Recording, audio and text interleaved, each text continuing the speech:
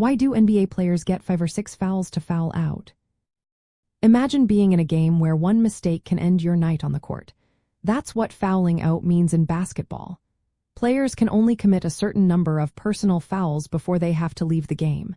In the NBA, that number is 6. But why 6?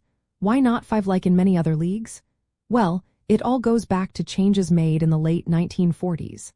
Back then, the league decided to increase the foul limit from 5 to 6.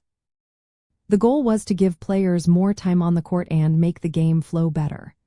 If players fouled out after just 5 fouls, they could be taken out too early, which could hurt team strategy and game excitement. Fouling out is a way to keep the game fair. It stops players from being overly aggressive without consequences. When a player reaches 6 fouls, they must leave the game. This rule encourages players and coaches to think carefully about how they defend. If a player gets close to that 6 foul limit, they often change how they play. They might play softer defense or avoid risky moves to stay in the game longer.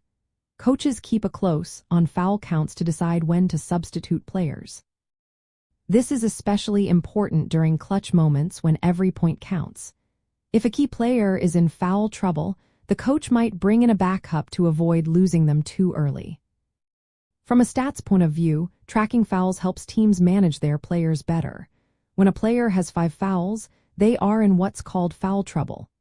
That means they need to be extra careful not to foul again. If they do, they will foul out and leave the game. This can change how they play, especially on defense.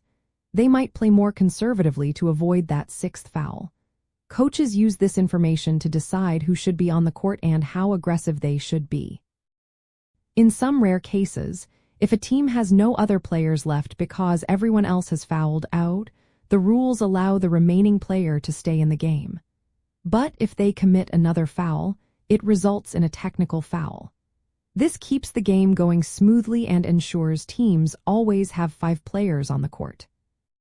So, to sum it up, players get 6 fouls before fouling out because it was a rule change made to give players more time and reduce early ejections. Managing fouls is a key part of game strategy, especially in tight situations.